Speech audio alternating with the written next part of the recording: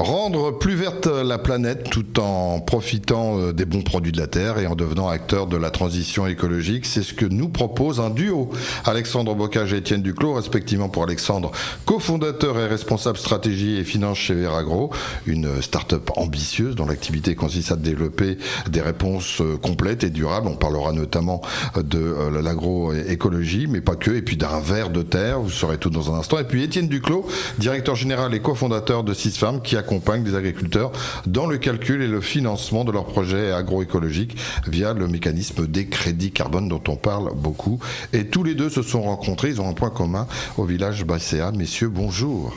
Bonjour. Bonjour. Merci d'accepter de participer à ce magazine. On va revenir évidemment sur ce que vous faites chacun et comment vous êtes complémentaires, comment l'un aide l'autre, mais finalement l'autre en retour l'aide aussi.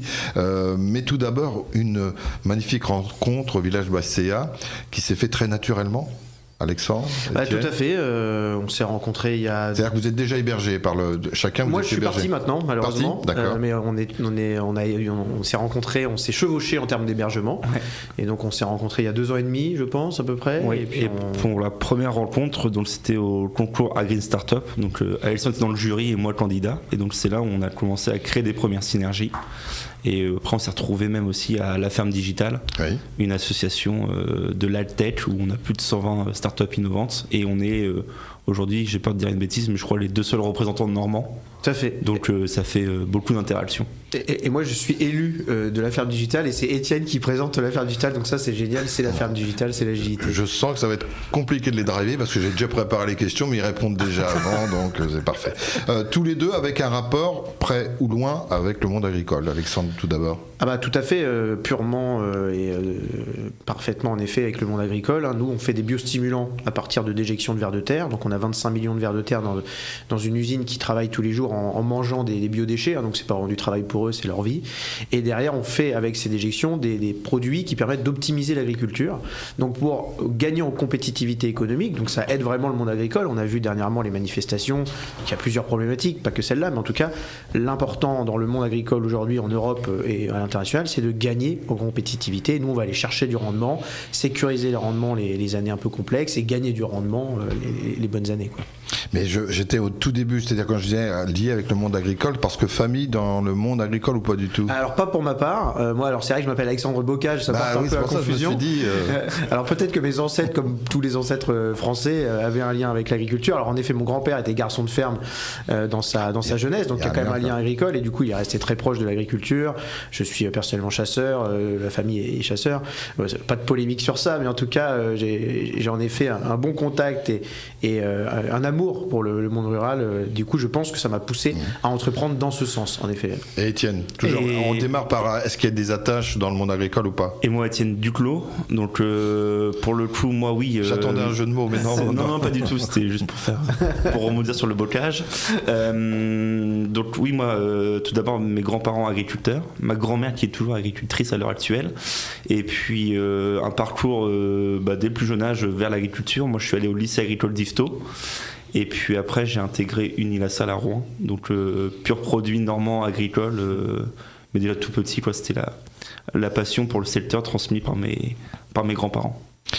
Comment on en arrive à des déjections de vers de terre? Il faut aller aux États-Unis pour s'en rendre compte et pour en parler. Ouais, c'est un petit peu long. Alors je vais la faire courte, mais en tout cas, fin d'école d'ingénieur, on doit faire un stage. Donc mon associé Théo à Saint-Martin et moi-même faisons notre stage aux États-Unis et en Espagne. Et là, on est invité parce qu'on est français, donc à l'étranger, un peu hype, par des agriculteurs, parce qu'ils sont persuadés que tous les Normands sont agriculteurs, et ils nous confrontent donc à l'utilisation du lombricompost, donc brut. Donc, on s'est fait des amis là. On s'est fait quelques amis, et ils nous emmènent dans leur exploitation en nous promettant qu'on n'aura jamais vu ça de notre vie. Et en effet, on n'avait jamais vu ça de notre vie. Plusieurs millions de vers de terre qui transforment des déchets en lombricompost brut et qui l'utilisent dans la fertilisation de cannabis médical, de vignes ou de pistachiers. Et ce qui vous concerne, Étienne, c'est évidemment c'est pas dans ce secteur précisément parce que vous c'est global, mais c'est toujours pour donner plus de vertus aux agriculteurs, aux nouveaux agriculteurs comme aux plus anciens, et donc vous proposez des solutions qui amènent à un impact beaucoup plus positif sur l'environnement. Oui, Ça, c'est votre exactement ça. leitmotiv. Donc nous, on peut avoir en effet des produits qu'Alexandre propose dans les leviers qu'on va activer chez les agriculteurs.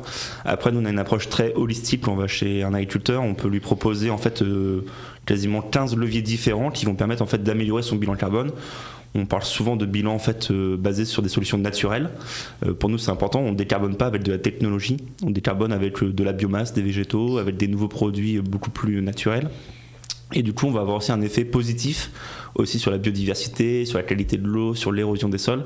Donc en fait, le carbone, c'est la métrique. Par contre, ce n'est qu'un moyen.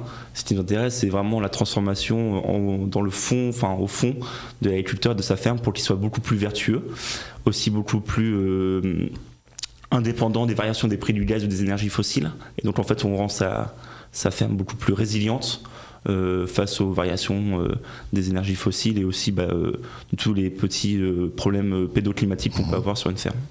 Ce bâton de pèlerin que vous utilisez pour convaincre les agriculteurs, on verra s'ils sont convaincus, vous l'avez trouvé en allant à Unilassal ou est-ce que c'était déjà ancré dans vos gènes en disant je veux faire quelque chose pour la planète, notamment dans mon domaine de prédilection? Alors moi justement après mon école j'ai choisi de plutôt aller vers des startups déjà à l'époque, donc c'est là où je trouvais qu'on apprenait vachement de choses en très peu de temps, on a aussi beaucoup de responsabilités. Et alors je sais pas si c'est toujours les Américains qu'on 10 ans d'avance sur nous, mais pareil, nous on a vu le sujet du carbone arriver aux États-Unis, et c'est là où j'ai aussi rencontré Antoine, mon associé, et nous on s'était dit tiens ça c'est chouette parce que pour une fois on peut donner entre guillemets de l'argent à un agriculteur sans lui promettre un retour sur investissement, on va vraiment le rémunérer pour une action qu'il va mettre en place qui lui va lui permettre aussi d'apporter une solution environnementale à sa ferme, une solution économique, on va le payer pour les crédits carbone qu'il va générer sur sa ferme, et aussi une reconnaissance dans le contexte actuel. La reconnaissance c'est un sujet qui est dur à monétiser ou à palper. Par contre c'est très important qu'on ait des entreprises privées qui donnent leur confiance à des agriculteurs pour les décarboner sur leurs émissions résiduelles. Vous les payez parce qu'il y a des prêts, il y a des emprunts incitatifs qui peuvent être du domaine régional jusqu'à le domaine européen. Exactement, alors on a beaucoup d'aides aussi sur le sujet de l'ADEME pour les bilans carbone, donc ça on peut le faire. On a aussi des MAEC carbone qui en fait permettent de rémunérer un agriculteur s'il s'engage à décarboner de plus de 15% de sa ferme, donc on a une grosse traction de fonds là-dessus pour justement aller vite sur la transition bas carbone. Encore un mot, puis après on retrouve Alexandre. Les agriculteurs, ils y vont tous ou une petite phase de sensibilisation, de communication à accentuer encore? Ouais, déjà la question elle est bonne, elle est bien posée. On nous demande souvent c'est quoi l'exploitation type que vous accompagnez chez Sisfarm. Nous on dit que c'est pas une exploitation type, c'est vraiment ça part de l'agriculteur. Parce que c'est l'agriculteur qui va enclencher son changement. Donc nous on a un billet parce qu'on est souvent contacté directement par les agriculteurs, donc on estime que ce sont des gens qui sont intéressés, curieux, prêts au changement.